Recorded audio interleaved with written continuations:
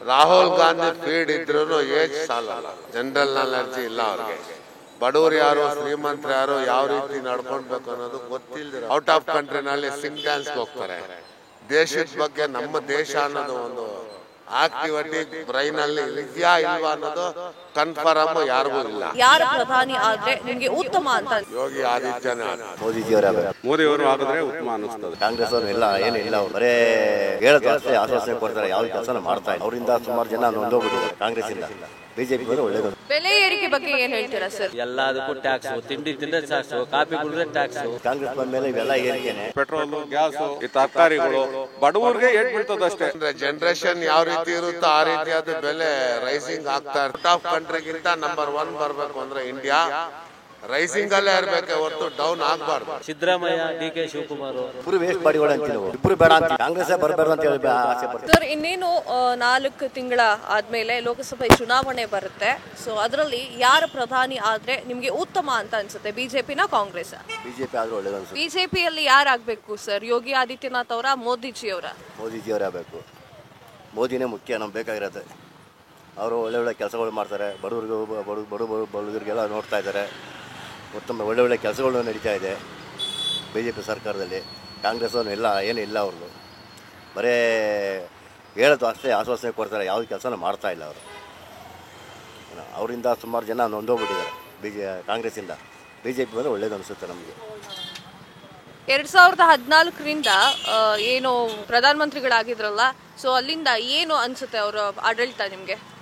ಒಳ್ಳೆ ಆಡಳಿತ ಮಾಡ್ತಾ ಇದ್ದಾರೆ ಅನಿಸುತ್ತೆ, ಒಳ್ಳೆ ಕೆಲಸಗಳು ಮಾಡ್ತಾ ಇದ್ದಾರೆ ಅನಿಸುತ್ತೆ. ಬೇರೆ ಏನಿಲ್ಲ. ಬೆಲೆ ಏರಿಕೆ ಬಗ್ಗೆ ಏನು ಹೇಳ್ತೀರಾ ಸರ್? ಬೆಲೆ ಏರಿಕೆ ಅಂದರೆ ಈಗ ಬಿ ಜೆ ಪಿದಾಗ ಏನಿಲ್ಲ, ಈ ಕಾಂಗ್ರೆಸ್ ಬಂದ ಮೇಲೆ ಇವೆಲ್ಲ ಏರಿಕೆನೆ. ಫ್ರೀ ಬಸ್ ಒಂದು ಬಿಟ್ಟಿದ್ದಾರೆ, ಆ ಫ್ರೀ ಬಸ್ ಯಾರು ಕೇಳಿಲ್ಲ, ದೂರ ಮಾಡ್ಕೊಂಡಿದ್ದಾರೆ. ಫ್ರೀ ಅಕ್ಕಿಯನ್ನು ಕೊಟ್ಟಿದ್ದರು, ಫ್ರೀ ಅಕ್ಕಿನೂ ಇಲ್ಲ. 175 ರೂಪಾಯಿ ಅಕ್ಕಿನ 175 ರೂಪಾಯಿ ಇಲ್ಲ. ಗೃಹಲಕ್ಷ್ಮಿ ಅಂತ ಮಾಡ್ಕೊಂಡ್ರು 2,000 ರೂಪಾಯಿ ಕೊಡ್ತೀನಿ. ಅದು 2,000 ಕೆಲವು ಜನ ಬರ್ತಾಯಿದೆ, ಕೆಲವು ಜನ ಬರ್ತಾನೆ ಇಲ್ಲ.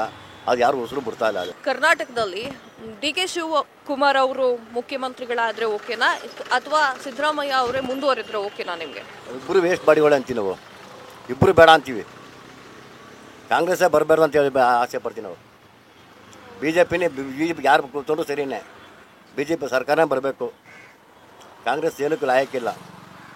ಇಲ್ಲ HD ಕುಮಾರಸ್ವಾಮಿ ಅವ್ರು ಬಂದು ಪರವಾಗಿಲ್ಲ, ನಡೆಯುತ್ತೆ. ಕಾಂಗ್ರೆಸ್ ಪಕ್ಷ ಮಾತ್ರ ಬರ್ಕೂಡ್ದು, ನಮ್ಮ ಆಸೆ ಅದು. ಕೆಲವೇ ತಿಂಗಳುಗಳಲ್ಲಿ ಲೋಕಸಭೆ ಎಲೆಕ್ಷನ್ ಬರ್ತಾ ಇದೆ, ಅದರಲ್ಲಿ ನಿಮಗೆ ಯಾವ ಪಕ್ಷ ಗೆದ್ರೆ ಉತ್ತಮ ಅಂತ ಅನ್ಸುತ್ತೆ? ನಮಗೆ BJP ಪಕ್ಷ ಗೆದ್ದರೆ ಉತ್ತಮ ಅನ್ನಿಸ್ತು. ಏಕೆಂದರೆ ಕೆಲಸ ಎಲ್ಲ ಚೆನ್ನಾಗಿ ಮಾಡ್ತಾರೆ ಅವರು. ಯಾಕೋ ಕಾಂಗ್ರೆಸ್ ಅವರು ಸುಮ್ಮನೆ ಆಗ್ಬಿಟ್ರು. ಅವರು ಏನು ಅರ್ಧ ಬರ್ಧ ಎಲ್ಲ ಮಾಡೋದು. ಒಂದು ರೋಡು ನೇರಪಾಗಿಲ್ಲ ಮೇಡಮ್, ನೋಡ್ತಾ ಇದ್ದೀವಿ ರೋಡೆಲ್ಲ. ಒಂದು ರೋಡು ನೇರಪಾಗಿಲ್ಲ. ಸುಮ್ಮನೆ ಸಿದ್ದರಾಮಯ್ಯ ಅವರು ಎಲ್ಲೋ ಇರ್ತಾರೆ, ಏನು ಕೆಲಸ ಒಬ್ಬರು ಅಧಿಕಾರಿಗಳು ಒಬ್ಬರು ಮಾಡ್ತಾ ಇಲ್ಲ. ನಿಮಗೆ ಮೋದಿ ಅವರು ಪ್ರಧಾನಮಂತ್ರಿ ಆಗಬೇಕು ಅಂತ ಇದೆಯಾ, ಅಥವಾ ಯೋಗಿ ಆದಿತ್ಯನಾಥ್ ಅವರು ಪ್ರಧಾನಮಂತ್ರಿ ಆಗಬೇಕು ಅಂತಿದೆಯಾ? ಇಲ್ಲ, ನಮಗೆ ಮೋದಿಯವರು ಆದರೆ ಉತ್ತಮ ಅನ್ನಿಸ್ತದೆ. ನಮಗೆ ಮೋದಿಯವರೇ ಚೆನ್ನಾಗಿ ಕೆಲಸ ಮಾಡ್ತಾರೆ, ಎಲ್ಲದಕ್ಕೂ ಜವಾಬ್ದಾರಿ ತಗೊಂಡು ಮಾಡಿಕೊಡ್ತಾರೆ. ಪಾಪ ಬಡವ್ರಿಗೆ ಒಳ್ಳೆ ಕೆಲಸ ಮಾಡ್ತಾ ಇದ್ದಾರೆ ಮೋದಿಯವರು ಆಗಿದ್ರೆ ಉತ್ತಮ ಅನ್ನಿಸ್ತದೆ. ಅವರು ಅಭಿವೃದ್ಧಿ ಕೆಲಸಗಳನ್ನ ಮಾಡಿದ್ದಾರೆ ಅಂತ ನಿಮ್ಗೆ ಅನಿಸ್ತಾ ಇದೆಯಾ ಸರ್ ಮೋದಿಜಿಯವರು? ಹಾಂ, ಮಾಡಿದ್ದಾರೆ ಮೇಡಮ್. ಎಲ್ಲ ಕೆಲಸನೂ ಮಾಡಿದಾರಲ್ಲ, ಬಡವರಿಗೆ ಎಲ್ಲದಕ್ಕೂ ತೊಂದರೆ ಏನಿಲ್ಲ. ಮೋದಿಯವರು ಚೆನ್ನಾಗಿ ಮಾಡಿದ್ದಾರೆ ಕೆಲಸನ. ನಮಗೇನೋ ಸಿದ್ದರಾಮಯ್ಯ ಪಕ್ಷ ಏನೋ ಕೆಲಸ ಮಾಡ್ತಾ ಇಲ್ಲ ಅನ್ನಿಸ್ತದಪ್ಪ ನನಗೇನೋ. ಮೋದಿ ಇದ್ದಾಗ ರೋಡು ಪಾಡು ಎಲ್ಲ ಚೆನ್ನಾಗಿತ್ತು. ನಿಮಗೆ ರಾಹುಲ್ ಗಾಂಧಿ ಅವರು ಪ್ರಧಾನಿ ಆಗಬೇಕು ಅಂತಿದೆಯಾ, ಅಥವಾ ಮಲ್ಲಿಕಾರ್ಜುನ್ ಖರ್ಗೆ ಅವರು ಪ್ರಧಾನಿ ಆಗಬೇಕು ಅಂತ ಇದೆಯಾ? ರಾಜೀವ್ ಗಾಂಧಿ ಆದರೂ ಪರವಾಗಿಲ್ಲ, ಅವರು ಚೆನ್ನಾಗಿ ಮಾಡ್ತಾರೆ ಕೆಲಸನ. ಆದರೆ ಅವ್ರ ಜೊತೆ ಇರೋರೇ ಕೆಲಸ ಮಾಡ್ತಾ ಇಲ್ಲ ಅಷ್ಟೇ. ರಾಜೀವ್ ಗಾಂಧಿ ಅವರು ಮಾಡ್ತಾರೆ, ಅವ್ರು ಹೇಳ್ತಾರೆ ಕೆಲಸನ, ಅವ್ರ ಜೊತೆ ಇರೋರೇ ಕೆಲಸ ಮಾಡ್ತಾ ಇಲ್ಲ ಅಷ್ಟೇ. ಪ್ರಧಾನಿ ನರೇಂದ್ರ ಮೋದಿ ಅವರು 2014ರಿಂದ ಏನು ಆಶ್ವಾಸನೆಗಳನ್ನ ಕೊಡ್ತಾ ಇದ್ದಾರೋ ಅದೆಲ್ಲ ಈಡೇರಿಕೆ ಮಾಡಿದ್ದಾರೆ ಅಂತ ನಿಮ್ಗೆ ಅನ್ಸುತ್ತಾ ಸರ್? ಒಂದೊಂದು ಮಾಡಿದ್ದಾರೆ, ಒಂದೊಂದು ಮಾಡಿಲ್ಲ. ಅವರಿದ್ದರೆ ಉತ್ತಮ ಅನ್ನಿಸ್ತದಪ್ಪ. ಮೋದಿಯವರು ಇದ್ದರೆ ಉತ್ತಮ ಅನ್ನಿಸ್ತದೆ. ಅವರೆಲ್ಲರನ್ನೂ ನೋಡ್ತಾರೆ, ಯಾರ್ಯಾರು ಏನೇನು ಮಾಡ್ತಾರೆ ಅಂತ ಎಲ್ಲ ನೋಡ್ತಾರೆ. ಮೋದಿಯವರೇ ಉತ್ತಮ ಅನಿಸ್ತದೆ ನಮಗೆ. ಸರ್, ಬೆಲೆ ಏರಿಕೆ ಬಗ್ಗೆ ನೀವೇನು ಹೇಳ್ತೀರಾ? ಗ್ಯಾಸ್ ಆಗಿರ್ಬೋದು, ಪೆಟ್ರೋಲ್ ಆಗಿರ್ಬೋದು, ಡೀಸೆಲ್ ಆಗಿರ್ಬೋದು. ಮೇಡಮ್, ಎಲ್ಲರಿಗೂ ಆಗೋದು ಒಂದೇ ತಾನೇ. ಏನು ಪೆಟ್ರೋಲ್ ಒಂದು ಕಡಿಮೆ ಮಾಡಿದ್ರೆ ಸಾಕು, ಜನಗಳಿಗೆ ಭಾಳ ಒಳ್ಳೆಯದು. ಪೆಟ್ರೋಲು, ಗ್ಯಾಸು, ಈ ತರಕಾರಿಗಳು ಬಡವ್ರಿಗೆ ಏಟ್ ಬೀಳ್ತದಷ್ಟೇ. ಸಾಹುಕಾರಗಳ್ಗೇನು ಅವ್ರಿಗೇನು ದುಡ್ಡು ಇರ್ತದೆ, ಅವ್ರಿಗೇನು ತಗೊಂಬರ್ತಾರೆ ಹೋಗಿ. ಬಡವ್ರಿಗೆ ಏಟ್ ಬೀಳೋದು ಇದೆಲ್ಲ. ಸಾಹುಕಾರಿಂದಲೇ ಬಡವ್ರಿಗೆ ಏಟ್ ಬೀಳ್ತಾ ಇರೋದು ಇಲ್ಲಿ. ಸಿದ್ದರಾಮಯ್ಯ ಅವ್ರು ಕೊಟ್ಟಿರುವಂತಹ ಅಷ್ಟು ಸೌಕರ್ಯಗಳು ನಿಮ್ಗೆ ಒದಗಿದೆಯಾ ಸರ್? ಇಲ್ಲ ಮೇಡಮ್, ನಮಗೇನೋ ಒದಗಿಲ್ಲ ಮೇಡಮ್. ನಮಗೇನೋ ಸಿದ್ದರಾಮಯ್ಯ ಕೊಟ್ಟಿದ್ದು ಯಾವುದು ಒದಗ್ತಾ ಇಲ್ಲ. ಏನು ಒಂದು ಇದಕ್ಕೆ ಹೋದ್ರೂ ಅವರು ಅದನ್ನು ಬನ್ನಿ, ಅದನ್ನು ತಗೊಂಬನ್ನಿ, ಆಧಾರ ಕಾರ್ಡ್ ಇಲ್ಲ, ಏನು ನೀವು ಸರಿಯಾಗಿ ಮಾಡಿಸಿಲ್ಲ, ಅವೆಲ್ಲ ಕೇಳ್ತಾರೆ. ಅದೇ ಒಬ್ಬೊಬ್ರಿಗೆ ಒದಗ್ತದೆ, ಒಬ್ಬೊಬ್ರಿಗೆ ಒದಗ್ತಾ ಇಲ್ಲ.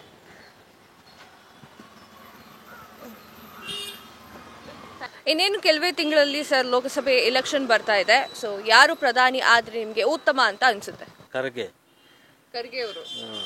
ಸರ್ ಮೋದಿ ಅವ್ರು ಯಾಕೆ ಆಗ್ಬಾರ್ದು ಸರ್? ಅವ್ರು ಏನು ಮೇಡಮ್, ಸರಿಯಾಗಿ ಬಡವರ ಬಗ್ಗರಿಗೆ ಏನಿದು ಮೇಡಮ್, ರೇಟ್ ಎಲ್ಲ ರೈಸ್ ಮಾಡಿದ್ದಾರೆ. ಬಡವರೆಲ್ಲ ಜೀವನ ಮಾಡೋಕ್ಕೆ ತುಂಬ ಕಷ್ಟ ಆಗಿದೆ.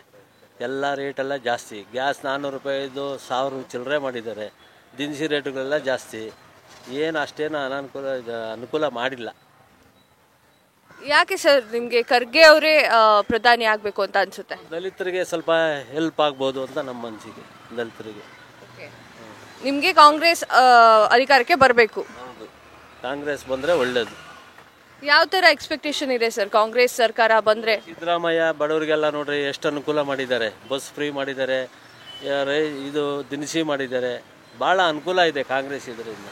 ಅವರು ಭಾರಿ ಇದು BJP ಅವ್ರಿಗೆ ತುಂಬಾ ಕಷ್ಟ. ಅವ್ರು ಬಂದಾಗಿಂದ ತುಂಬ ತೊಂದರೆ ಜನಗಳಿಗೆಲ್ಲ. ನಮ್ಮ ಇದು 66 ವರ್ಷ ಆಯಿತು ಕಾಂಗ್ರೆಸ್ ಇರೋ ಥರ BJP ಅವರು ಅಷ್ಟೊಂದು ಅನುಕೂಲ ಮಾಡಿಲ್ಲ ಮೇಡಮ್ ಅವರೇ. ಕಾಂಗ್ರೆಸ್ಸೇ ಬಂದರೆ ಭಾರಿ ಒಳ್ಳೆಯದು. ಸಿದ್ದರಾಮಯ್ಯ, DK ಶಿವಕುಮಾರು ಅವರೆಲ್ಲ ಭಾರಿ ಒಳ್ಳೇದು ಮಾಡ್ತಾಯಿದ್ದಾರೆ. ರಾಹುಲ್ ಗಾಂಧಿ ಅವರು ಯಾಕೆ ಪ್ರಧಾನಿ ಆಗಬಾರ್ದು ಸರ್? ಮಲ್ಲಿಕಾರ್ಜುನ್ ಖರ್ಗೆ ಅವರೇ ಒಳ್ಳೆದಾಗ ಸ್ವಲ್ಪ ಅನುಭವ ಇದೆ, ದೊಡ್ಡ ಹಿರೀಕರು, ಭಾಳ ಅನುಭವಸ್ಥರು ಅವರು.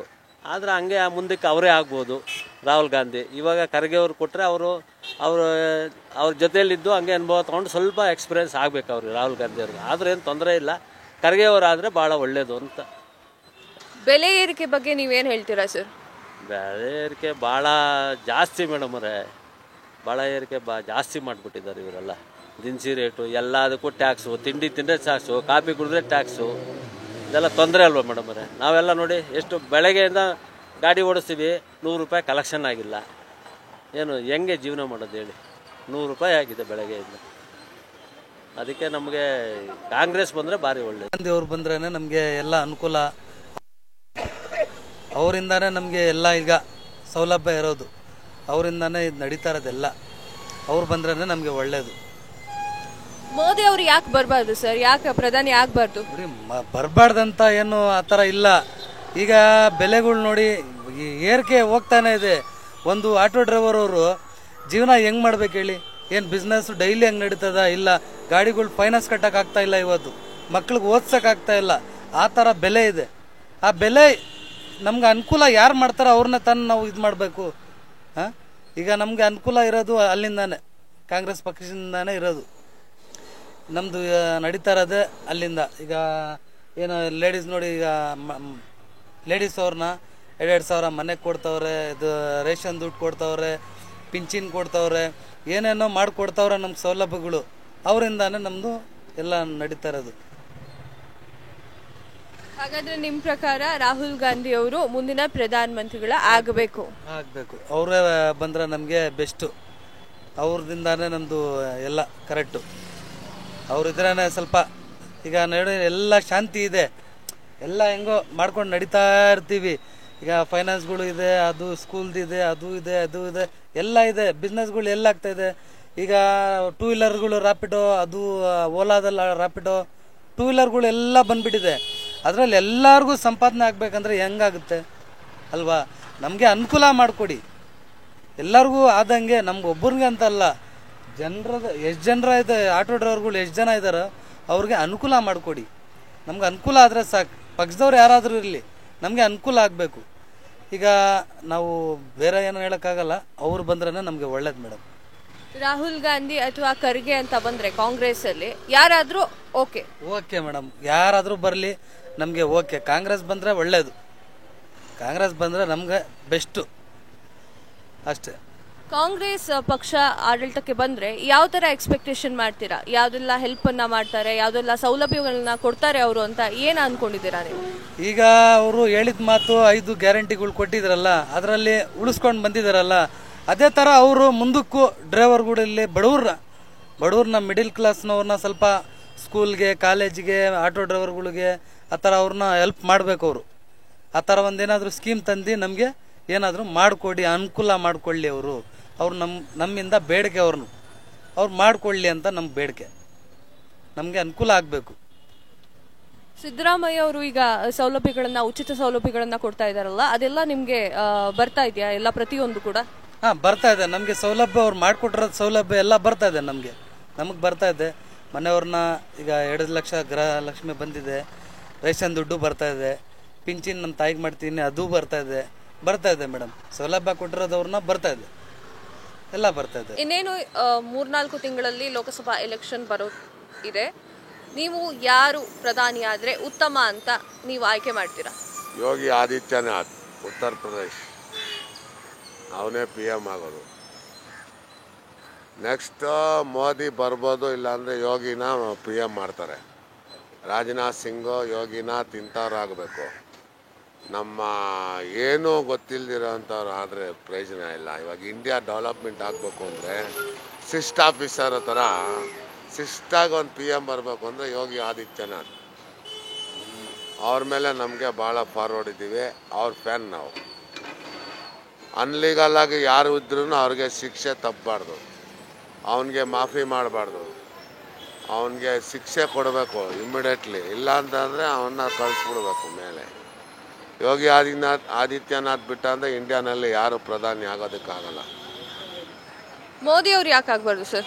ಮೋದಿ ಅವ್ರಿಗೆ 74 ಆಯಿತು. ಇವಾಗ ನಾನು ಸನ್ಯಾಸಿಯಾಗಿ ವಿರ್ನಾಥೆಲ್ಲ ಪ್ರದೇಶ ಹೋಗ್ತೀನಿ, ನಾನು ಅಲ್ಲಿ ಯೋಗ ಮಾಡಬೇಕು ಅಂತ ಅವ್ರು ಹೇಳ್ತಾ ಇದ್ದಾರೆ.